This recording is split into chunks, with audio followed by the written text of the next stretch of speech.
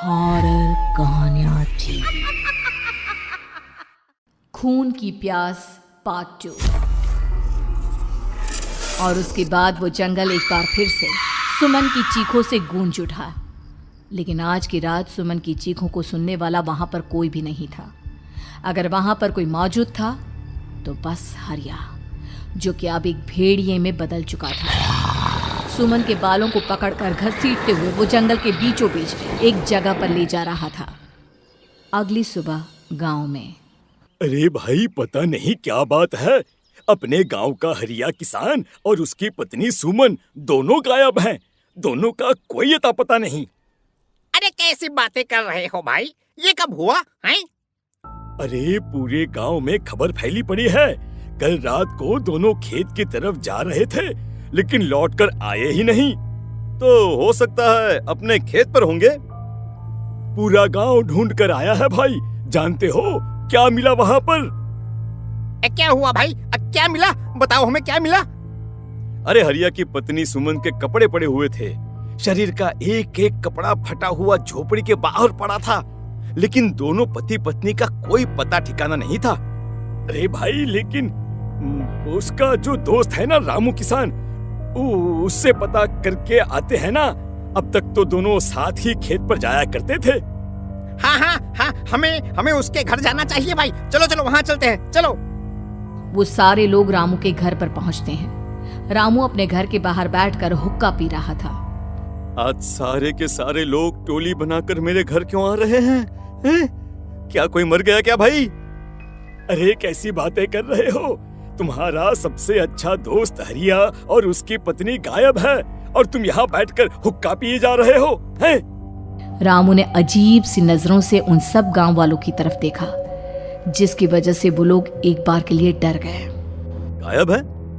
अरे गायब नहीं है, मुक्ति मिल गई है। उन दोनों को मुक्ति मिली है। इस दुनिया में आकर हर इंसान पाप करता है, और उसे उसके पापों के लिए मुक्ति मिलना बहुत जरूरी है।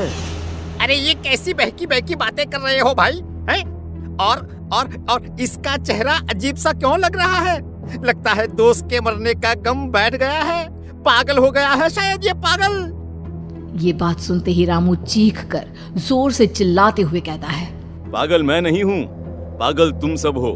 और ये शैतानी जंगल अब तुम में से किसी को नहीं छोड़ने वाला, सबको खा जाएगा। याद रखना मेरी बात। शैतानी जंगल? कैसा शैतानी जंगल? लगता है रामू पागल हो चुका है। हमें यहाँ से चलना चाहिए भाई। चलो।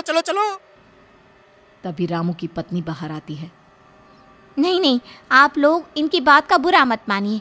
2 दिन पहले हरिया के साथ खेत पर गए थे। जब से वहाँ से आए हैं तब से ऐसी ही बातें कर रहे हैं। भगवान जाने ऐसा क्या देख लिया उन्होंने, खेत में कुछ भी बड़बड़ाते रहते हैं। लेकिन गांव के लोगों ने कमला की कोई बात नहीं सुनी, और वो सब वहां से चले गए। रात अब धीरे धीरे ढलने लगी थी। तभी अचानक किसी ने धीमी सी आवाज में रामू को पुकारा। रामू, आ जाओ, मैं तुम्हारा इंतजार कर रहा हूँ। और सुनो, अपनी पत्नी को साथ लेकर आना, नहीं तो काम अधूरा रह जाएगा। ये आवाज सुनते ही रामू के चेहरे पर शैतानी मुस्कुराहट आ जाती है। वो धीमे कदमों से अपने घर के अंदर आता है। क्या हुआ? तबीयत ठीक है ना अब आपकी?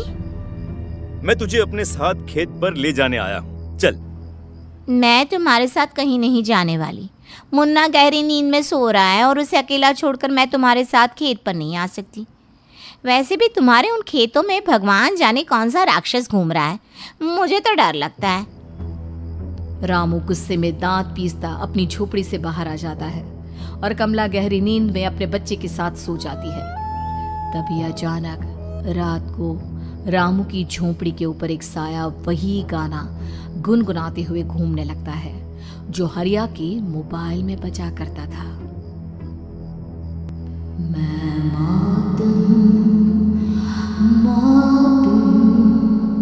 मौत जो पसरी है चारों ओर, जो आएगी कहीं से भी निगल जाएगी सबको। मैं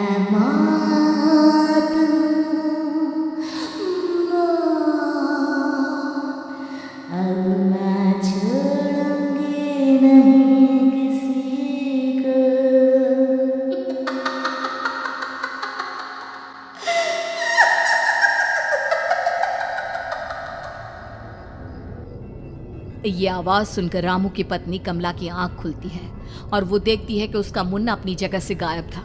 कमला चीखते हुए बाहर दौड़ कर आती है। वहां पर उसने देखा कि रामू ने अपने बच्चे को झोपड़ी के बाहर एक पेड़ से उल्टा लटकाया हुआ था और उसका बच्चा चीख चीख कर रो रहा था। वहीं दूसरी तरफ एक साया बच्चे के ठीक नीचे आग जलाकर उसके चारों तरफ हैवानों की तरफ नाच रहा था। छोड़ दो मेरे बच्चे को। अरे क्या कर रहे हो तुम? शर्म नहीं आती तुम्हें? अपने ही बच्चे को इस तरह मौत के हवाले करते हुए। अपना बच्चा? किसने कहा ये मेरा बच्चा है? अरे ये तो उस रामू की औलाद है, इस गांव के किसान रामू की, और मेरी दुश्मनी इस गांव के हर इंसान के साथ है। क्या? कैसी बात कर रहे हो तुम? और ये औरत कौन है? ये मेरे बच्चे को खा जाएगी। तभी अचानक से उस साया ने एक बेहद खतरनाक दिखने वाली औरत का रूप ले लिया और उसकी आंखों से आग निकल रही थी। सही पहचाना तूने। मैं तेरे बच्चे को खा जाऊंगी। अगर तू अपनी इस हैवान पति रामू के साथ जंगल नहीं आए तो मैं तेरे बच्चे को खा जाऊंगी। लेकिन क्यों? आखिर क्या चाहती हो तुम मुझसे? मुझे जंगल क्यों ले जाना चाहती हो? औरत बुरी तरह से ठहाके मार मार कर जोर जोर से हंसने लगी और साथ में रामू भी। ये तो तुझे वहाँ चलने के बाद ही पता चलेगा ना।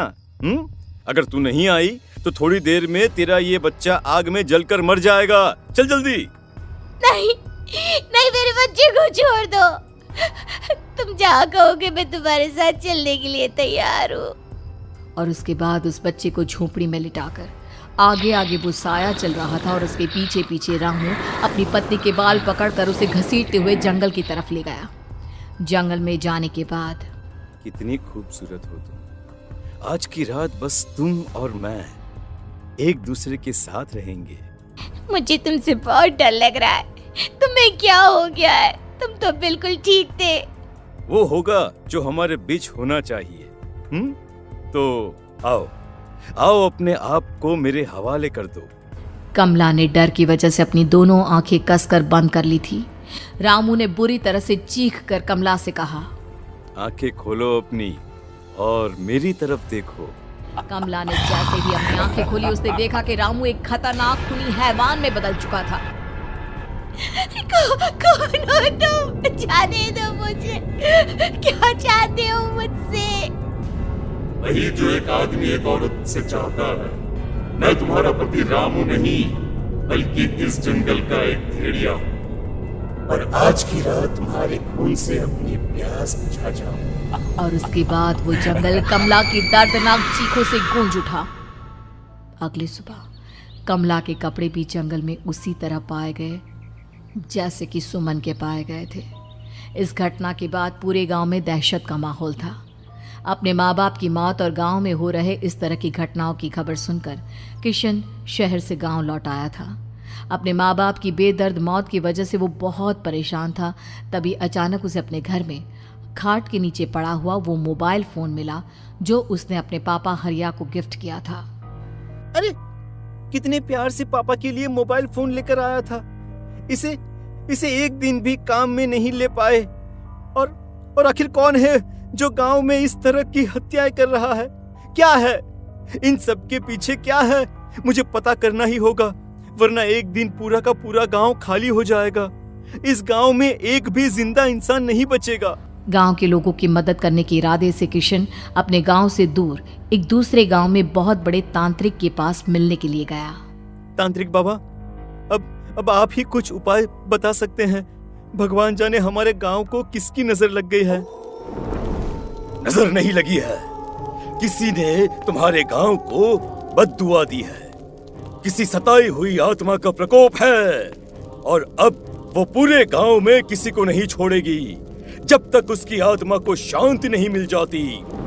अरे लेकिन ऐसा कौन है बाबा? किसकी आत्मा है और कैसे मिलेगी उसे शांति?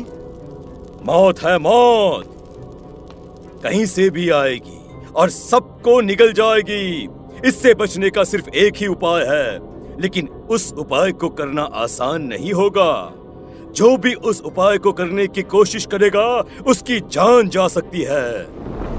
भले ही मेरी जान चली जाए, लेकिन मैं अपने गांव के लोगों की जान बचाने की पूरी कोशिश करूंगा बाबा। तो ठीक है, फिर अगली अमावस की रात जैसा मैं कहता हूँ वैसा ही करना।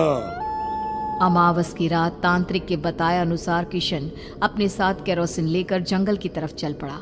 उसके हाथ में देवी के मंदिर का सिंदूर भी था। किशन जंगल के बीचों बीच पहुंचा। ये देखकर उसकी आंखें फटी की फटी रह गई। वहां एक उबलते पानी का तालाब था और कई लोगों की लाश लटक रही थी।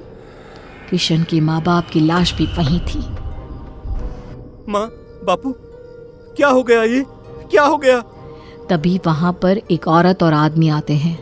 उन्हें देखकर किशन चौंक जाता है। गोपाल काका, आपकी तो 5 साल पहले मौत हो गई थी। और निर्मला काकी, आप? मौत तो हो गई थी, लेकिन तुम ये नहीं जानते कि हमारी मौत कैसे हुई थी। क्या कहना चाहते हैं आप? कुछ नहीं, बस ये जान लो कि अब इस गांव में कोई जिंदा नहीं बचेगा। लेकिन क्यों काकी? क्योंकि 5 साल पहले इन गांव वालों ने मुझे डायन बताकर पत्थर मार मार के मार डाला। मेरी कोई गलती नहीं थी। गांव का एक बच्चा क्या लापता हुआ, सारा इल्जाम मेरी पत्नी पे डाल दिया। और जब मैंने निर्मला की जान बचाने की कोशिश की तो मुझे भी मार डाला। आपके साथ ये बहुत गलत हुआ काकी, लेकिन आप जो कर रहे हैं वो भी सही नहीं है ना? तुम यहाँ से चले जाओ वरना तुम भी नहीं बचोगे। हमारी आत्मा पिछले 5 साल से मुक्ति के लिए भटक रही है। चले जाओ यहाँ से। मौका देखकर किशन सिंदूर उन दोनों के ऊपर डाल देता है। उनका शरीर जलने लगता है और वो भयानक तरीके से चिल्लाने लगते हैं। अगले ही पल किशन उनके ऊपर केरोसिन डाल देता है और वो दोनों जल जाते हैं। किशन अपने माँ बाप और दूसरी लाशों का अंतिम संस्कार करवाता है और अपने घर लौट आता है। लेकिन वो अभी भी इस बात से अनजान है कि मोबाइल अभी भी बज रहा था। मैं मौत हूँ।